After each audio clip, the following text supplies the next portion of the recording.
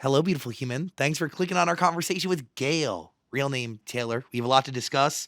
I found out that this conversation that you're about to be a part of was actually on her bucket list as a kid growing up. That's crazy. She has one of the biggest songs in the world, ABCDEFU, and your mom, but not the dog.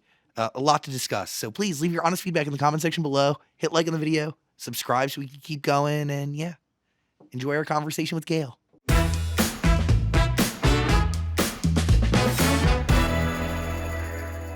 Hello, beautiful human. I hope you're doing well today. Hanging out with us in the studio, we got GAYLE. Woo! I don't know if to clap or not. Maybe it's egotistical to clap. Clap for yourself. I'm like, yay, I'm here. Question. You brought up a word right out the gate. Yes. Egotistical. Egotistical. What does Yes. ego mean to you today? Like, how do you see that word? I see the word ego and then egotistical in two separate places because everybody has like an ego and it can be like a positive thing or a negative thing because like you are self-centered. Like everybody's world is centered around themselves. And so like as long as you can like focus on yourself and still be able to put other people above you in ways that isn't like detrimental to yourself, I feel like you can have an ego and it be like not necessarily like a negative or positive thing. But when it's like egotistical, in my perspective, that's when it's like super self-centered and you only really like think about yourself. I mean, I probably should think more in depth about the words that I use and I say, but like, yeah, when it's like egotistical, I think like that's when I'm like putting myself above other people or only thinking about like my own feelings and my personal experiences and not like even considering your perspective and how your day is going and how you're feeling in any way and just being like, I'm here, I'm amazing, you're welcome. Do you need to be a little egotistical to be able to create music? Actually, that's something I've actually been thinking about a lot because like even as an artist, it's very like self-centered. Like you're like, pay attention to my music. Even in marketing, like when you're like telling people to listen to your songs, you're like, hi, I'm important enough to take time out of your day to listen to me. And like I think a lot of it too is just me rooted in loving music. Like that's really what it is too, where it's like to like be an artist or to do music, like you just genuinely have to love it more than, for me, I love music more than I love myself because it was like my first love. Like I just found that and I was like, wow, that's exactly what I want to do with my life. And then even getting on stage, I'm not particularly thinking about like, oh my God, everybody's paying attention to me. I'm like, what do they think of my music? Like, what are they enjoying about the show? Do you see your music though as an extension of your identity? For sure. I mean, like, I always try my best to separate me and my music so I just don't feel like a vessel for music, you know? It's like, which is like a hard thing to do is like, I am me and then I make the music. I am not the music I make because like then the lines just kind of get blurry. But at one point, are you the music you make if it's coming from your life? Yes and no in some ways because also like for me, I love the art of like collaboration, especially like being in Nashville. It's just like at such a young age, I started co-writing and that's something I really love. And so I feel like people put themselves, and I think it would be unfair for me to like go into a session with two people, with a writer and a producer, and I say that they didn't put themselves into the music as well, you know? Totally. I think it's like a collaboration of everybody's personal life experiences because a lot of like deep things get talked about in rights. Like there's always shit like you never tell anybody else what is told in the room. And there's so many like personal experiences that I've had in sessions where it's like, it'd just be so unfair for me to say, that's just me. It's like everybody, it's a personal experience that we all had in the room. And then we turned it into something. It's true. It is a collection of all of you. Mm-hmm. Do you think the writing process is a little egotistical? Because in a certain perspective, you didn't really vet the songs by the other party before you chose to release it. Yeah, and it's also like you never know if it's actually good to people. Well, also like there's something that, especially with releasing music, it's like you actually can't make something good. You can make something objectively good that people can objectively say it's good, but you can't make something good. I can think it's good, you can think it's good, but you could think it sucks, and that's not art. Just good. Yes, you know, you're right. Which is like so hard as like a music maker and somebody who like puts their face behind the music they make and release. Like that can be a difficult thing to be like, well, is it good? And it's like, no, actually, it can't just be good. It can be objectively good to people, but it can also just be equally objectively bad to people. And so like, you really have to just think it's objectively good to you, and like for me personally, like for I say like I think this is good and I'm willing to stand by the words that I've said in this moment and like these melodies, and this is something I'm willing to like have people think sucks. Is that something you have to come to the realization of? Because like that like good is objective? Because I feel like a lot of people chase the universal good. Oh, for sure. I mean, I think also like I'm very much a people pleaser. Like I love pleasing people and like making them happy, and then I also like it when people like me. Like that's just like is the way I work. And so I think it was kind of a bit with realizing that like people just aren't going to like me, so I might as well like myself before trying to please other people. And it's the same with that, where it's like people are going to think my music's good. It's just a fact. Like people aren't going to like my music, so I might as well make music I like. So when people think it sucks, I'm like, okay, It's whatever. it's whatever. Like that's cool. Like you're allowed to have your own opinion on it. But then when people are like, that's good, I'm like, hey, like that's sick, you know? It's interesting. It's a mind fuck for sure. ABCDFU, in your opinion, not objectively good, but good to some. Good to some. Yeah. I mean, also like with that song too, I was not sitting here being like, that is the peak of music. That is the best song I've ever written. I wrote the song with like my best friend, Dave Pinger. That was like the second time we all three have written with each other. And when does Pete Nappy come in? Pete Happy? Okay, dude. This song took like a year to get produced out. Like I just like took it to different people and it just like never really like worked. Like it never really like was like, yeah, this is it. And like And what does Pete add? By the way, I love him. he's the best. Pete, He's I like love the you. sweetest. I love you too, Pete. Thank you for producing this song. Like, oh my god. Because this song was dead. Like it was dead to me. Because like it was because it took so long and so many different people to produce it out. And like these were talented people. Like it's not like they were bad. It's just like what we were trying to achieve with the song, which is like hard to explain to people. And like especially like I'm very opinionated and stubborn. And so like to have what's in my head and then try and communicate it to people, because like I can't go in and be like, you know what, I'm gonna do it myself. Like that would be even worse. So like, and I just like I went in, he did like kind of like a vibe on the chorus that was like the closest thing, that because there's like alternative leading things about the song, like just Yeah. lyrically, and even like with the angrier version, that was kind of like the heavier drums, the more like the heavier electric guitars and all of that. But then there's also like a poppiness, in my personal opinion, when I was Totally. viewing the song, like specifically in like the melody and the chorus, like just that too. So I wanted to have a space where it's like, where could this like be appreciated in an alternative space, but also could have the possibility of being appreciated in a pop space. And by the way, I don't think there's anybody better suited to actually do that than Pete Nappy if you look at what he's done. Yeah, no, he's an incredible producer, and he was one of my first track writes ever when I was 14. I wrote with him, and Sarah and I wrote with him. We wrote this song called "I Could Use Your Perfect Body." What? And you were how old? I was 14. What? I came out of the womb horny. I don't know what it was. Like I just this poor dude, because like he walks into the session. I'm 14. Sarah's 17, and so then I'm like, let's write a song called "I Could Use Your Perfect Body," and this poor dude's like, sure. And then yeah, I brought him that song, and like I just absolutely loved what he did. And then I went into the studio with him because I had a writing trip when I was in LA, because I live in Nashville, and so I was like going out to LA more. And then I went in the room with him and we finished it out together. I would love to hear the original. Would you ever Yeah. put that out? Okay, so like the demo is the closest thing that you can get to the original, because I wrote the song just on guitar.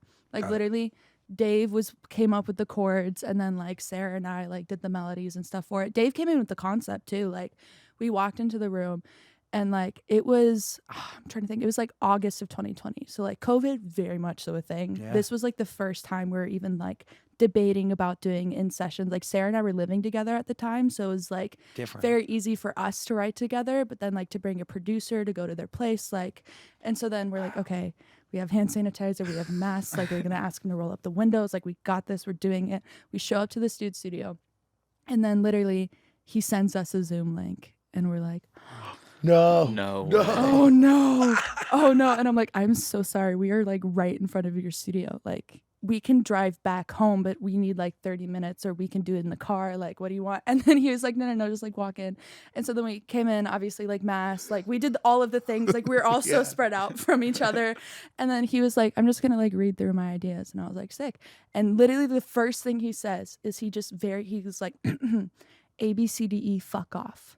And we're like, that's it. And this dude, he's literally like, I have better ideas. Like, that's just the first one. And I was like, there's nothing else you could say to me to convince me to write anything else. Like, that is what we're writing. And then that's what we ended up doing. Wow. And originally too, the first time we wrote it was a verse pre and chorus day. Like, we were having so much fun. Like, we were just so talkative. And Sarah and I get us in a room together, we'll never shut up. Like, we can talk for hours and hours and hours. And then trying to work on top of that and be productive, not gonna happen. But it exists somewhere in that, right? Yeah, we get productive eventually. And like, we were just having so much fun. And then the original chorus was like, F you and your mom and your sister and your job and your broke ass car and the shit you call art.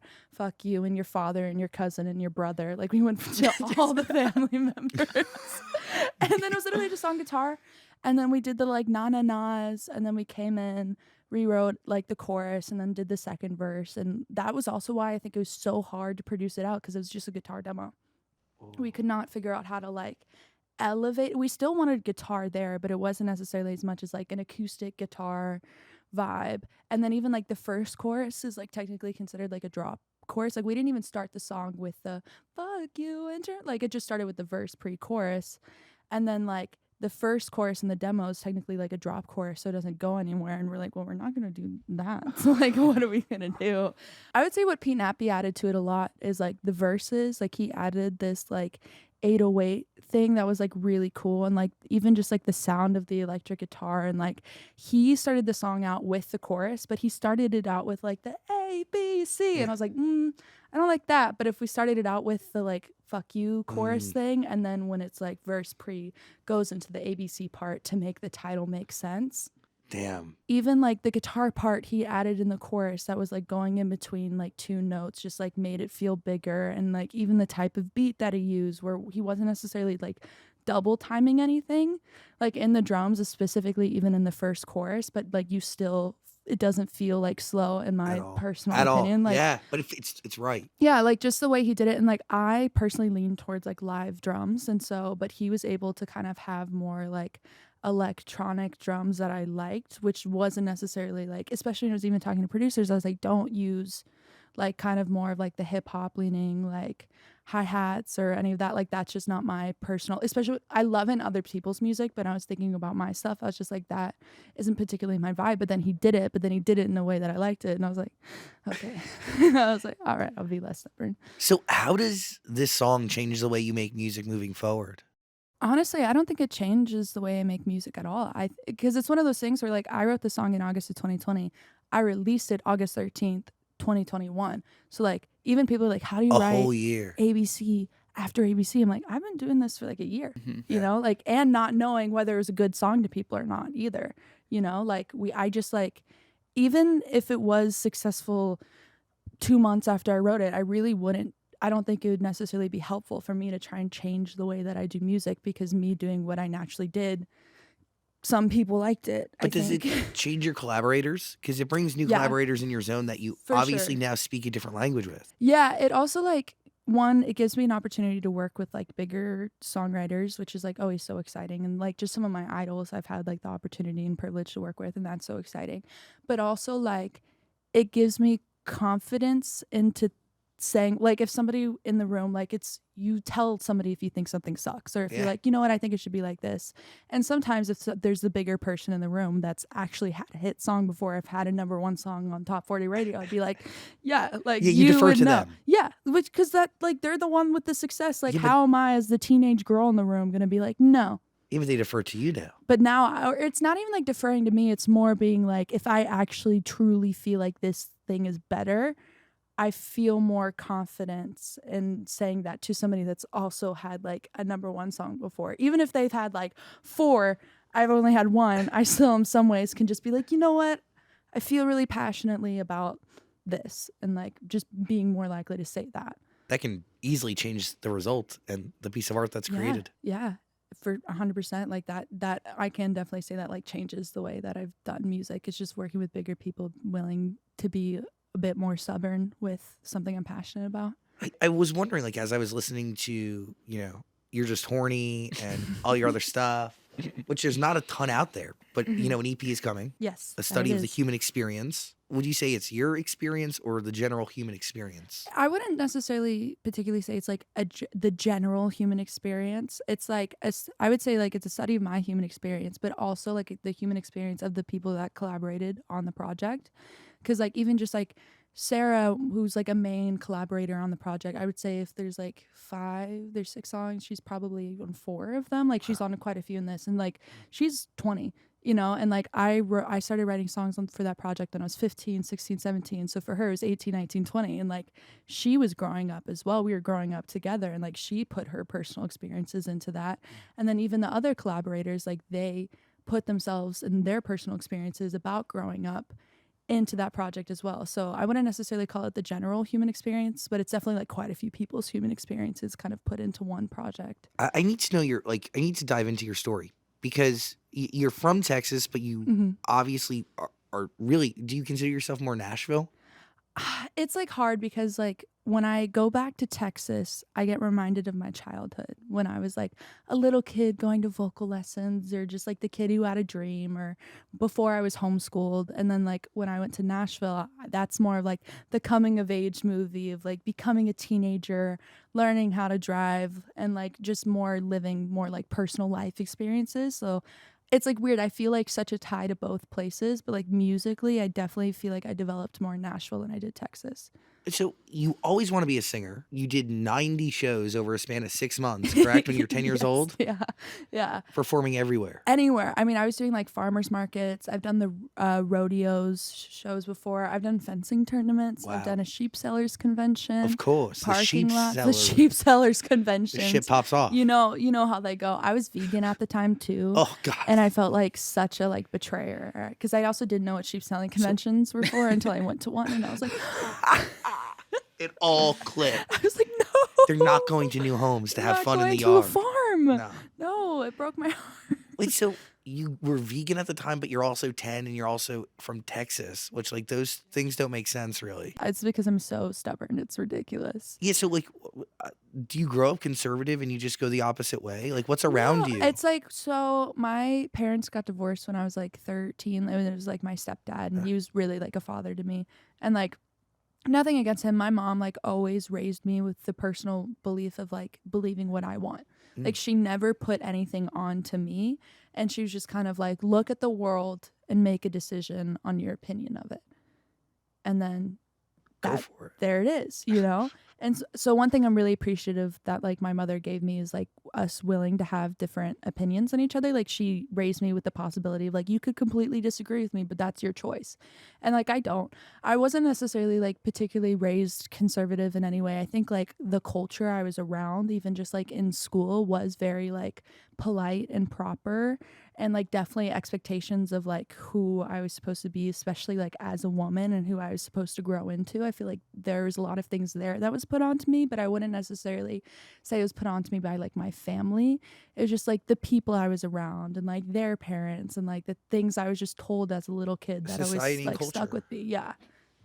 So, well, I'm just wondering, like, how do we get to like from there to like being 14 years old and trying to get Pete Nappy to like produce a song that you wrote about something incredibly sexual and Yeah. inappropriate? I mean, like also like for me, I never saw sex as a big deal. Like people was always like, wait till marriage or wait till you're 18, like all of this. And it just was never like, even the concept of losing your virginity and how like so much pressure was put onto it was always like creepy to me. Like I was like, why is that such a big deal to people?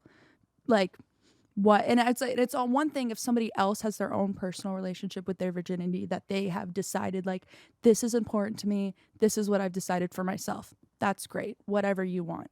But when it comes to other people being like, you need to find this important because I've decided who gets in between your legs is important and who does it for the first time. And I was like, I literally thought this, and I was like a young kid, and I was like, if I was in love with them and they took my virginity, like that's a lot to give to a person as like a teenager or like somebody who's like growing up. Like that's a lot of pressure. And that was also just never seen as like this special important thing to me. And so as a young age, especially, I started seeing my friends, like especially like my female friends, like I saw them starting to like get horny or like feel sexual attraction towards them, and I saw the shame that they felt and like how unnatural it felt, and I saw my friends like lose their virginity, and completely like lose themselves because they just felt like such a completely different person when they weren't. Like nothing about, they weren't more special, they weren't less special, they weren't more innocent, they weren't less innocent. Like nothing should have been given to them or taken away from them in those moments, but because of so many things that were surrounding them, like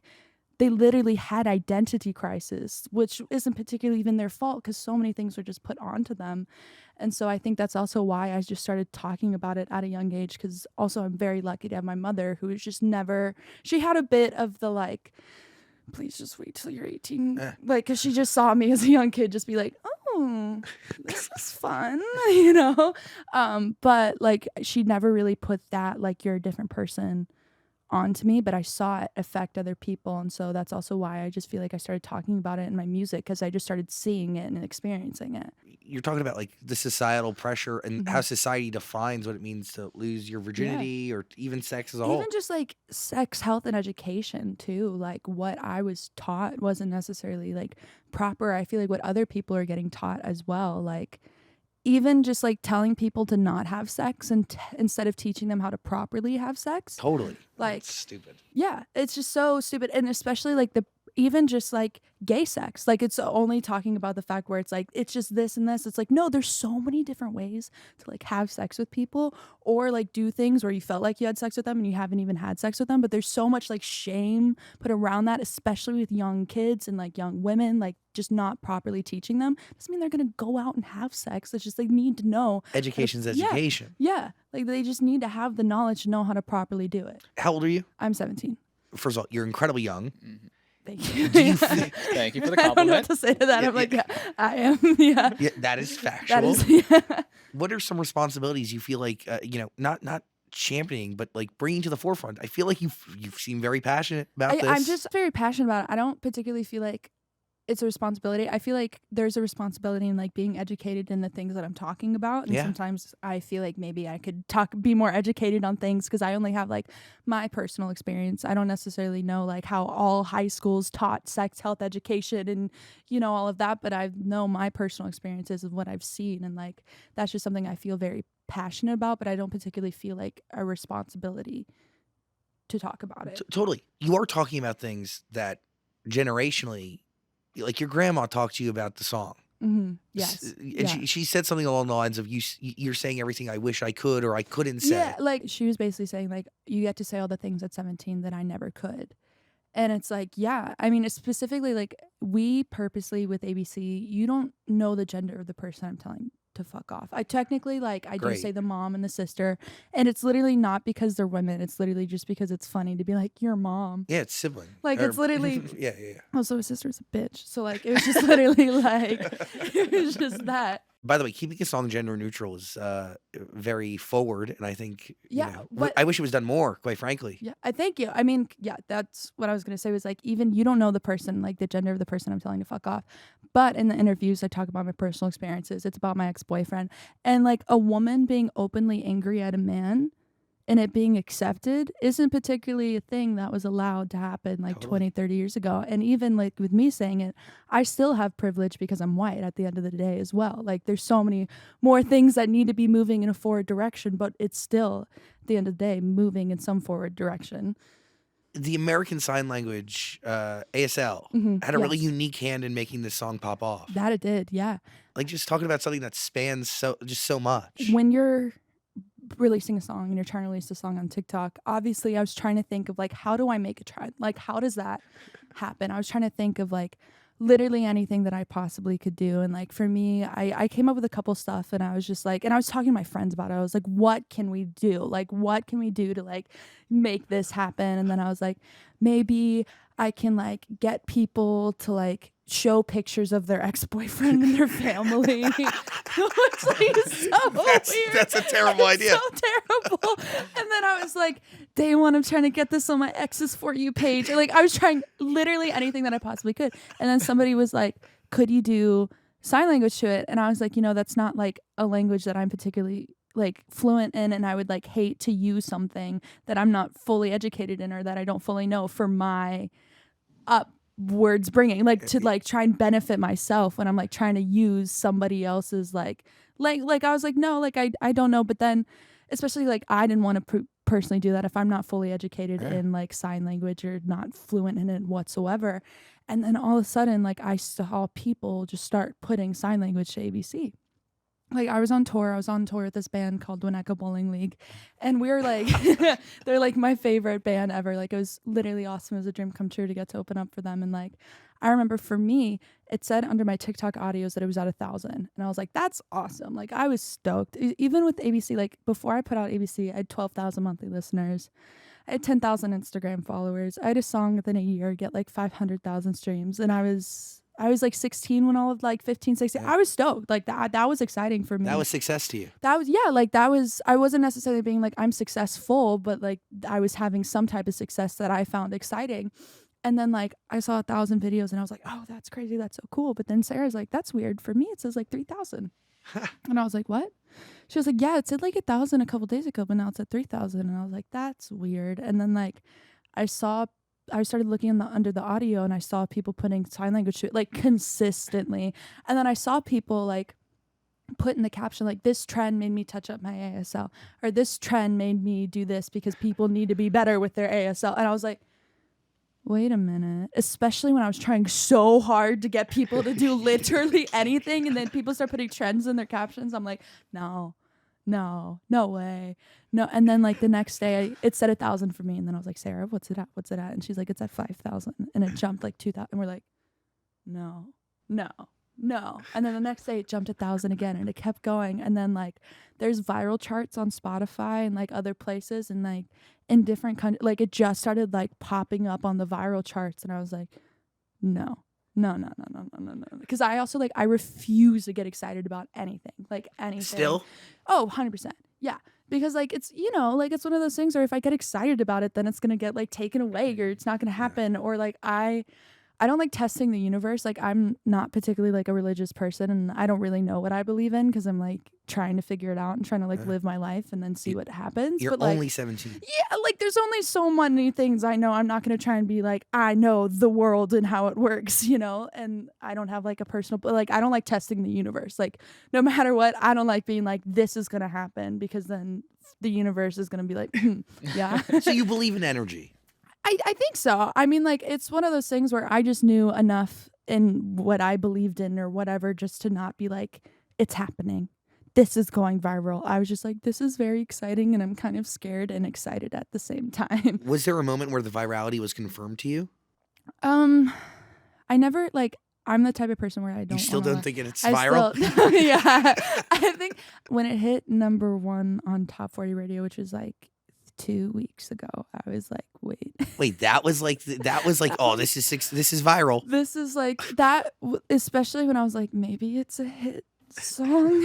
Like I still get so uncomfortable because I still like refuse to say what TikTok viral. Like I can't, because it's just so like, it's everything I've ever wanted or something I've been working for, especially like with TikTok. Like I've been really trying to like get some people to view my videos maybe for like the past like year and a half. So when people actually saw it, I was like, no. Like I posted so many videos of ABC, so many other songs, nothing happened. Like it would get like 200 views, and those 200 people who saw it, baddies, you know? But like literally people used to be like, why are you verified? Like why do you exist? I'm like, I don't know.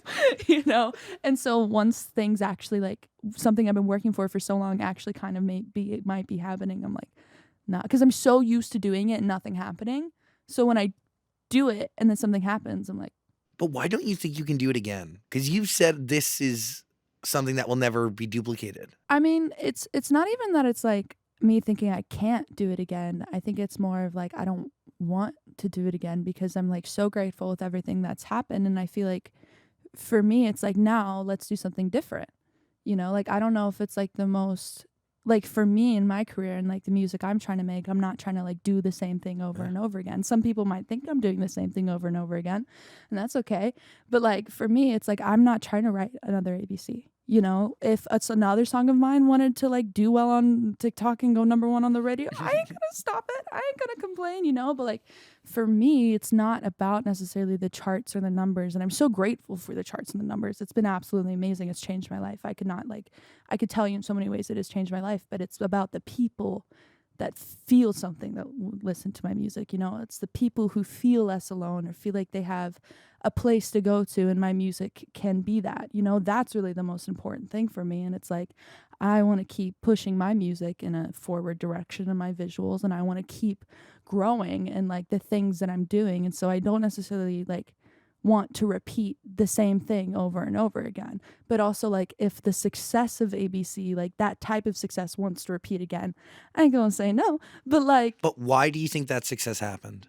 Have you tried, like, do you ask yourself why? What was it about this? Especially because the other ones didn't do yeah, it. well, also like too, there's so many other like talented artists that I absolutely love, and sometimes I'm like, why is it this song and not theirs?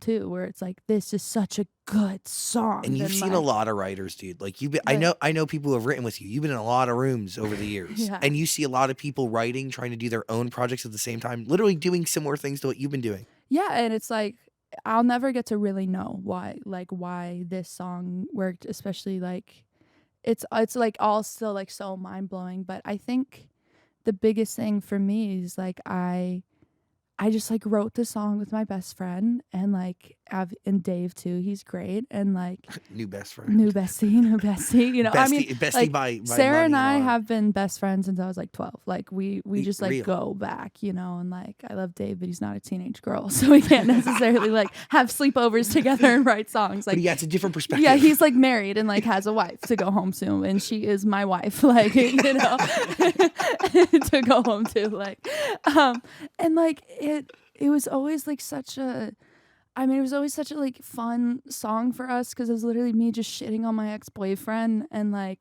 I was posting it on TikTok, and I think like I was very fortunate enough, like that was my first song with Atlantic Records. And that I've Crazy. wanted to sign with them literally since I was 12. Like it was really a dream come true. They to, house Aretha Franklin, who's one of your heroes. love of my life. Like, oh my God, I love her so much. It's really one of the reasons why I wanted to sign with Atlantic. And so I can definitely like say Atlantic helped for sure. And like even with like playlisting, like Atlantic can like go to people and be like, hey, listen to the song. Yeah. But they can't make anybody playlist it. They can't be like, put this on because we told you to, because then they're like, no. And like I think it got like playlisted well enough for like people to hear it, to want to make a video to it on TikTok. Like I think that was something that like it had enough visibility for some people to be like, you know what, I'm gonna like make a video on TikTok with this audio, or like I wonder if this girl has like this TikTok audio on, like this audio on TikTok. It was like two platforms working together, right? Yeah. Like two sides of the internet working for each other. Yeah, it was the streaming platforms, and then it was also like the social media, because even Reels, Totally. like the audio that started working on Reels, and even YouTube Shorts, like all of it kind of started like work, and it all started kind of working at the same time. And like and also because like ABC was out for probably 3 or 4 months before anything started going TikTok wise, and then even like True. Instagram Reels wise or YouTube Shorts or just like all of those platforms, like before anything started happening. And I think too is like I always wanted ABC, like ABC's like such a innocent song, like I see it as like such an innocent, because it's literally just like, I know it's not innocent, but it's like it's just such a, it's not very like, it's very like take it for face value, like what I'm saying is what I'm saying. There's some songs where it's more like metaphorical interpretation. like this is more like, no, it's like fuck you and your mom and your sister. There's nothing to like there's no really gray like area. dive deep into, but like I wanted it to be an open space for people to just be angry, because like I never wanted to be like an angry, bitter person, and I was always so scared of that. And so like when I had things that made me feel angry, I just didn't feel it. And like I didn't know that I'm still feeling it. I'm just not feeling it. Like I didn't know it's like deep down there somewhere waiting for it to come out, rather than just like, oh, I just let go of it. I literally thought I let go of all of my anger until I started feeling it, and I was like, I'm fucking angry. But how do you get to a place where you're comfortable enough to tap back into it, especially when it's like laid dormant? That's it's such a good question. I think like for me, it was tied to a specific person. And so then like I didn't let myself like feel angry towards them until I started realizing that they didn't care about me. Like I had the reasons for not being mad at them, and it was because I cared about them, and I didn't want to be the person that like got angry or ruined things. But then I realized that like they never cared, and that ruined everything in the first place. And so then I was like, wow, like you did this when you didn't treat me well. You did this, this, and this. And like, oh, I'm actually like really angry at you. And I don't think it's necessarily like the best thing to like process your emotions all of the time, because sometimes you just have shit to do and you can't necessarily be angry or There's sad or happy. Like, no time for it. yeah, like there's times where it just doesn't. But like for me, it's even just acknowledging the fact that I have it. And it's there. I mean, I don't go to therapy, so I can't be like, my therapist told me to handle this in a healthy way, you know. And like, therapy is a great thing. I'm trying to go, you know, we're working on it. Are But you like, afraid of sharing with a therapist things that you could be sharing in a studio that could turn itself into art? no, Record the it's like, sessions. I think, I don't know. It's not even that I'm like scared to go to therapy. It's just that it's like hard to be like comfortable with people. And like now I'm traveling so much, and so I have to be comfortable telling people my shit on the phone. Yeah. Like I went to therapy, and like there's one time I told this, like I was on therapy on the phone, and the therapist was literally just like driving around the whole time. Oh. And like I don't know why, but it just like instantly shut me off, and then I like couldn't open up to that person anymore, you know. So it's like I can get very just like shut off and be like, you know what, I don't feel comfortable opening up to you, and I don't want to work on it. So like goodbye. Which isn't, I know it's not necessarily the healthiest thing, but like with me too, with like the anger, it's like I know it's not the healthiest thing, but like it just is what it is. And like me trying to change myself and everything right now isn't necessarily the most like productive thing for me. So I'm just gonna acknowledge the fact that it's there, and I need to deal with it, and I have that. And like for me too, just managing it in small pieces. And even with like the person I wrote ABC about, they pissed me off, and they just ruined things so much to the point where like I just blocked them on everything. We don't talk anymore. But then the person I wrote You're Just Horny about, I got really sad, and I told them about it, and then I got really angry. Like I was livid. Like Angry I was over what? pissed. It was like we slept together, and then like he just started treating me differently. Like it was just like little tiny stuff that just was like adding up. Like there was one time we were hanging out, we went to Sonic, and he was like, he had like a deck of cards in his car, and I was like, we should play Texas Hold'em because I'm great at Texas Hold'em. And he was like, oh, I don't know how to play poker, can you teach me? And I was like, sure. And so then I taught him all the rules to play poker, right? And then like we hung out a couple weeks later, like we slept together, and then he went off to college, and then he came back, and like he wasn't as good as like calling me or talking to me, and I was like, whatever, it's fine. I wasn't really thinking about it. But then he came back, and then like, he got a girlfriend, he was in college, and I was like, whatever, that's fine. But then like it was like all my brother was there and his friends were there, we're all hanging out, and we're like, we should play poker. And he's like, oh yeah, I've been playing poker since like the first grade, I'm so good at it. Wait, what? Right? It's such a little detail. Like, it's so little. And I was like, 1, why did you lie? 2, why don't you care enough to keep up with your lie? And then like 3, if you're lying about that, what else are you lying about? Like what? Like, cause it was just poker. Like it was just poker. And then like he got a girlfriend, and we've hung out before when he's had a girlfriend. Like we were friends for so long. And like, this is a span over like 6 years. Like, it wasn't like that until it was. And so like I know what he's like when he has a girlfriend, and he knows what I'm like when I have a boyfriend, because it's just like we were just friends at points. And he was just so like, did you know I'm in love with my girlfriend? I love my girlfriend. I love my girlfriend. And I'm like, that's great. I love that you love your girlfriend. Why are you rubbing it in my face? Like, why are you lying to me? Why aren't you like communicating as well as you used to be? And like I just kind of felt like that, like I was like a trophy to him. Like I was this achievement. I was something that he wanted to like get. And then once I got it, I was less interesting to him, and he didn't care as much anymore. And like that hurt. Like that hurt so, because like even the things that made me feel comfortable enough to sleep with him in the first place was just an act to sleep with me. And I was so pissed. I was so livid. And instead of just like shutting it all out, I talked to him. I was like, I'm pissed at you.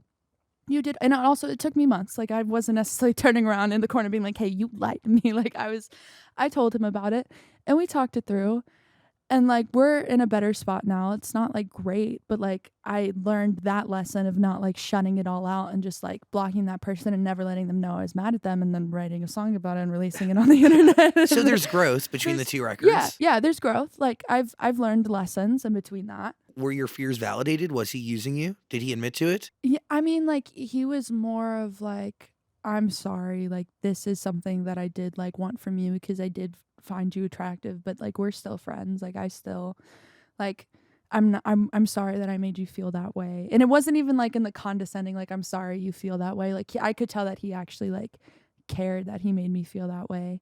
And like it just made me sad because I was just like, bro, I fucking love you. Like I love my friends. Like I love at people, and so I was like, I love you so much and I want the best for you, and like all I ever want to do is like be supportive and be there for you, but like you used me and made me feel like shit. And like I felt like I ruined our friendship for so long, and then I felt like you ruined our friendship, and then we ruined our friendship, and now we talked it through and we're in like a half decent spot. Do you regret sleeping with him?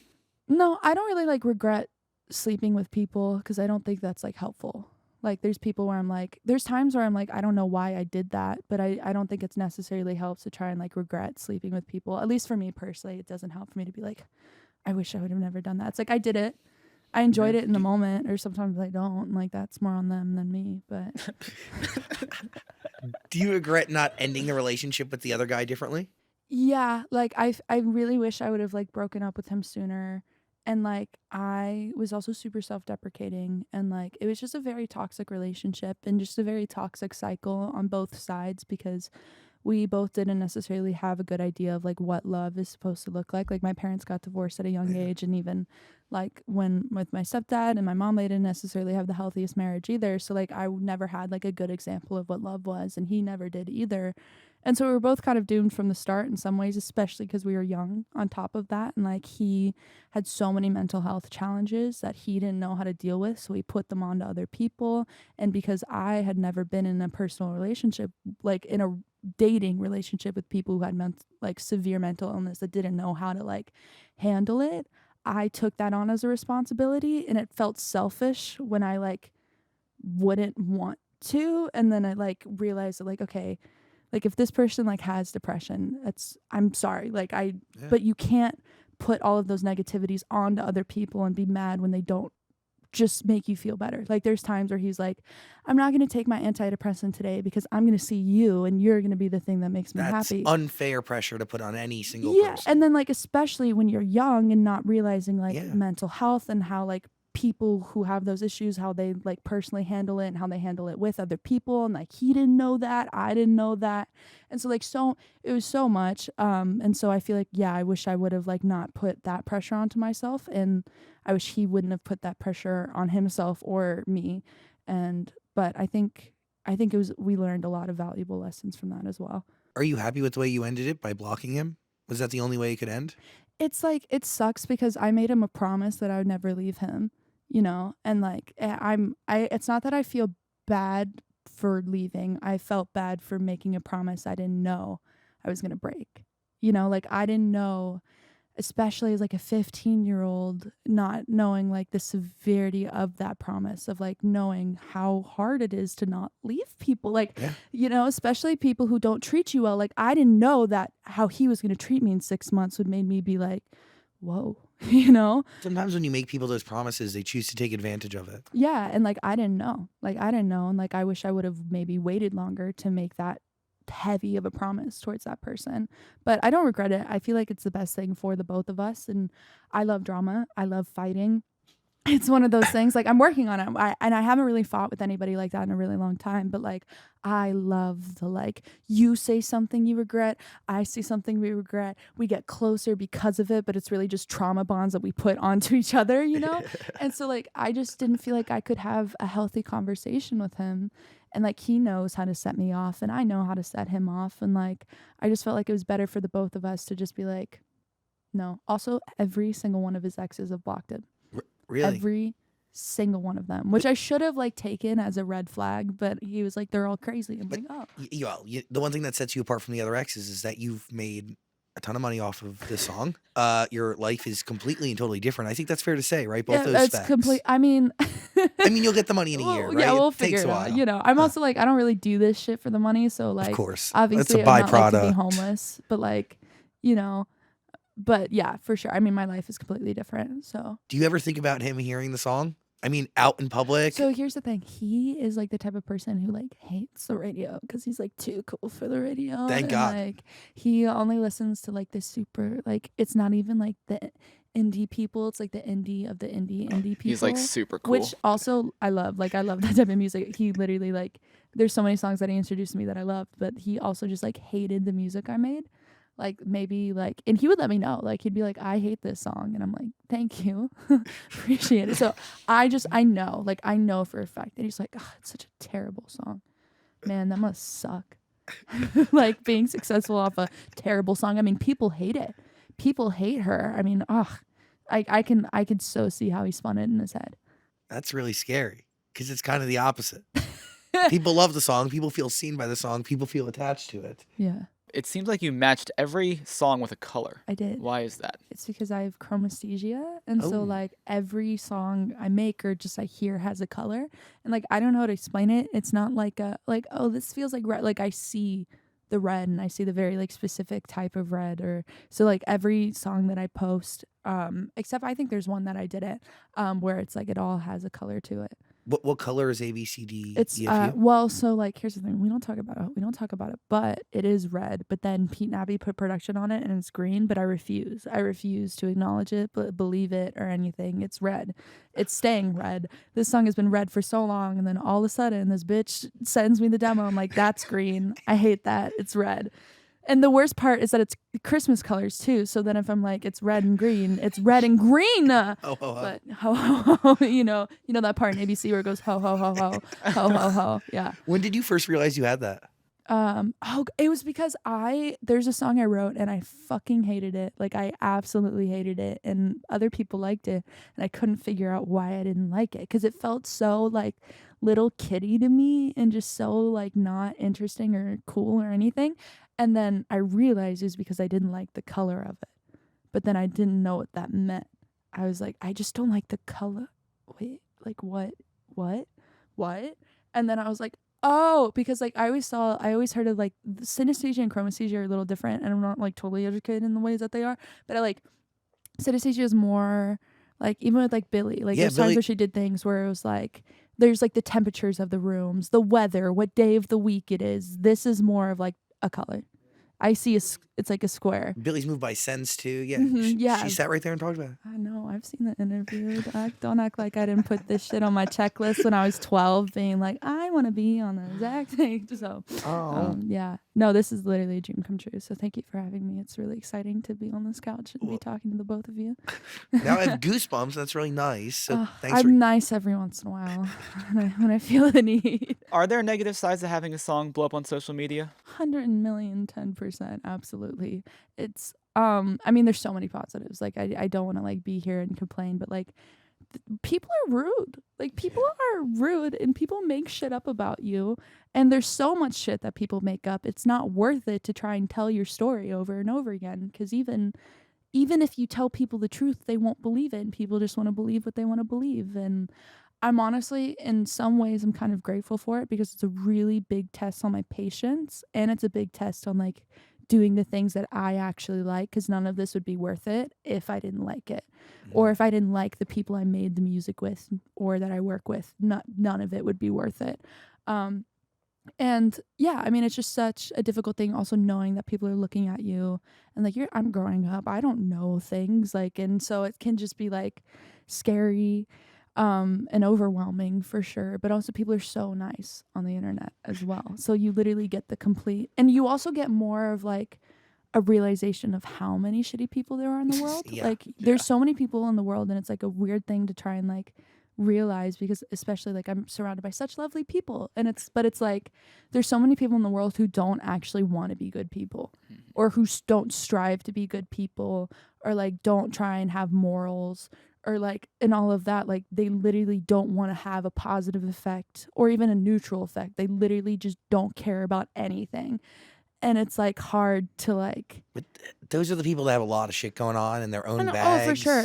But it's also hard when people are taking it out on you. Yeah. And then you're just like, and it's like to try and like dig through that other level and like see the hurt that people are trying to inflict on you is the hurt they have on themselves. And it's like, it just sucks to sometimes have to do that extra work on other people's behalf. Yeah. But it just is what it is, and it's a really good strength and like a test for my empathy as well, which is something I am grateful for to at least get tested. And But by the way, empathy is incredibly important, and also like never let anybody define you. Just keep being yourself. thank you, I appreciate it, and it's like it's a nice challenge, true too, to also just be like, you know what, I really have to like be myself and do what I like, and not decide on any other person's opinion. And like if I let anything affect who I am as a person, like all of that can also get taken away from me in seconds. Because if somebody were like, I like your shoes, and then I'm like, oh, people like these shoes, You gotta they wear like 'em every these day. shoes, I like them. But then somebody's like, I hate your shoes, and if I let any of that add value to my life,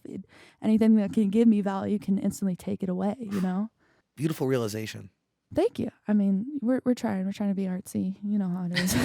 Gayle, I appreciate you. A study of the appreciate you. human experience is the EP. There's a link in the description below. I really appreciate you. I mean, we didn't touch on you being an industry plant, which is totally bullshit, by the way.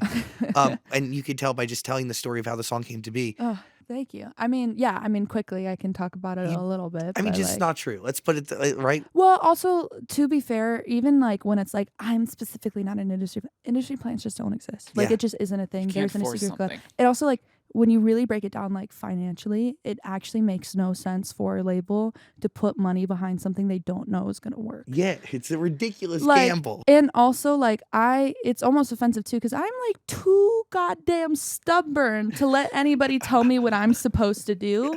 Like, there's professional opinions, and like A&R, I'm not gonna act like I make every single decision like confidently on my own. I ask people, I'm like, is this pretty? And they're like, yeah. And I'm like, okay, thank you. You know, but like I write my own music. Like, I am in the room when it gets produced, or if not, I tell the producer what I want visually. I look the way that I want to. I dress the way that I want to. I talk the way that I want to. No, like 50-year-old men are in a room deciding that for me. But also, like, I could try and tell a million people, but I know what I know, and that's the most important thing, you know? Gayle. Are you excited to turn 18? I feel like your life's not Bro, going I'm to so change. fucking you? excited. I can't wait to break into Jack Harlow's home and just be like, your wife is here. Like, Label me, right? yeah, for sure. No, I've been trying to get somebody in Atlantic to introduce me to Jack Harlow, and they literally refuse. Yeah, by the way, they're gonna because- pass this clip around the Oh entire my God. office, and they're I gonna be can't like, wait. "Keep her They're away." like, look at the shit she says on the internet about him. Imagine what she'd say to his face. Also, if Jack Harlow like walked up to me, I would literally just be like, hi. Like, I talk mad shit, but I'd literally just be like, It's his eyes, dude. it's his eyes. They're it's crazy. so much. It's his personality. It's the way he talks. It's so much. Let's manifest it on this couch. This Yeah. couch has good manifestation I powers. can't wait to be like, oh my God, so we got engaged. I'm so excited. So the way he proposed to me, we're in Paris, right? And Gayle, you're amazing. thank you. You're amazing. Thanks for hanging out with us. Thank you for having me. I really appreciate this. Literally anytime. I can't wait to check this off my checklist of things that I said I was going to do when I grow up. Do you and, like- actually have? Oh, it? yeah. I think it might be, it's in a notebook at home, but I literally write down all the things that I want to do at some point in my life. I want to Yeah. see it though. I Yes. want to see a photo. I got you. I'll send it. I'll send it Thanks. to you. God, that means a lot. Thank Yeah. you, Gayle. No, thank you. I By the way, appreciate your you. real name is Taylor, but Yes, it is. I honestly, like, at 14, I just like cut my hair, pierced my nose, and I was like, I'm Gayle. And like my mother was like, okay, Taylor, but I made everybody else keep up with it. So you're amazing. Gayle, everybody. Yeah.